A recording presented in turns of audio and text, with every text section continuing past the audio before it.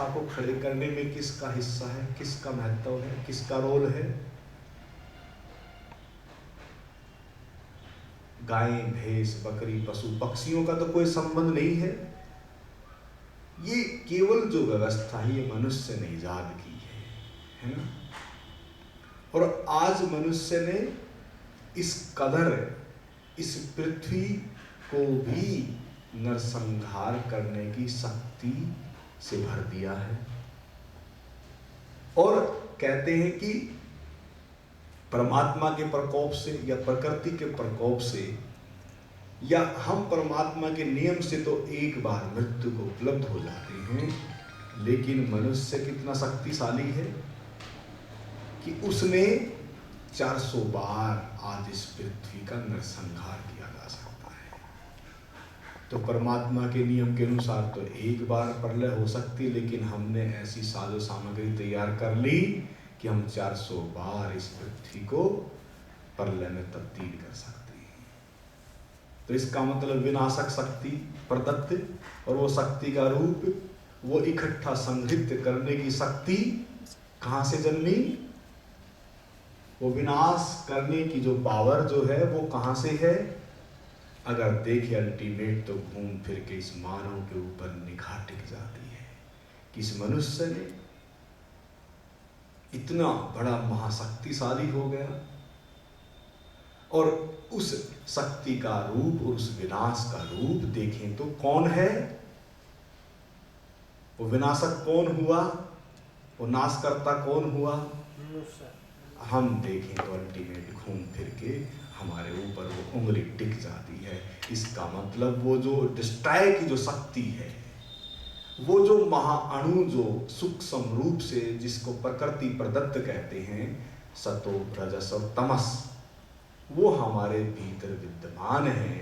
वो शक्ति का प्रारूप डिस्ट्रॉय का हमारे भीतर है। अब अगर वह डिस्ट्रॉय की शक्ति हमारे भीतर है तो हम क्या हो गए हैं? विनाशकर्ता। और विनाशकर्ता कौन है? शंकर। यानी कि हमारे पास वो पावर है। अब बोलेंगे कि फिर ब्रह्म क्या है? ब्रह्मा क्या है? वो व्यवस्था करता है ना। कहते हैं कि वो व्यवस्थापक है, उसने इस सृष्टि की व्यवस्था की है। यानी कि अगर हम देखें कि व्यवस्था ये जो भी आपके चारों तरफ है, ये किसने खड़ी की है? एक सिस्टम है, वो किसने खड़ा किया है? उस व्यवस्था का हिस्सा भी ये मानव है। और फिर चलायमान कहते हैं कि वो चला रहा है। चलायमान विष्णु है जो चल रहा है। वो चलायमान की शक्ति कहाँ है? वो चल कौन रहा है? आप ही हैं इन तीनों शक्तियों का रूप, लेकिन वो तीनों शक्तियां सूक्ष्म रूप से आपके भीतर है। जब वो तीनों शक्तियां एक हो जाती हैं, अब इसको दूसरे वे में भी समझ सकते हैं। आज जो साइंस और विज्ञान कहता है, पहले तो हमारे संत ऋषियों ने इनका नाम दिया शंकर, और कहें शिव या कहें विष्णु या कहें ब्रह्मा। अब अगर हम आज के विज्ञान को देखें तो इलेक्ट्रॉन, न्यूट्रॉन और प्रोटॉन, ये तीनों शक्तियां हैं।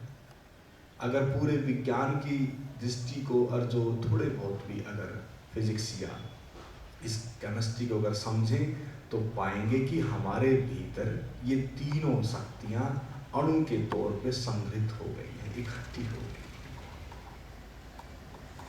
और विज्ञान ने उस अणु को तोड़ तोड़ के इन तीनों शक्तियों को पाया, और ऋषियों ने उन तीनों शक्तियों को जोड़ के पाया।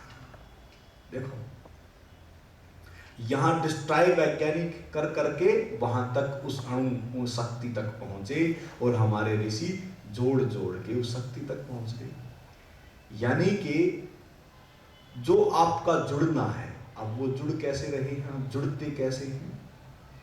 जैसे ही आप उस परमात्म तत्व, शिव तत्व से जुड़ते हैं, तो आपकी जो भी प्रकृति है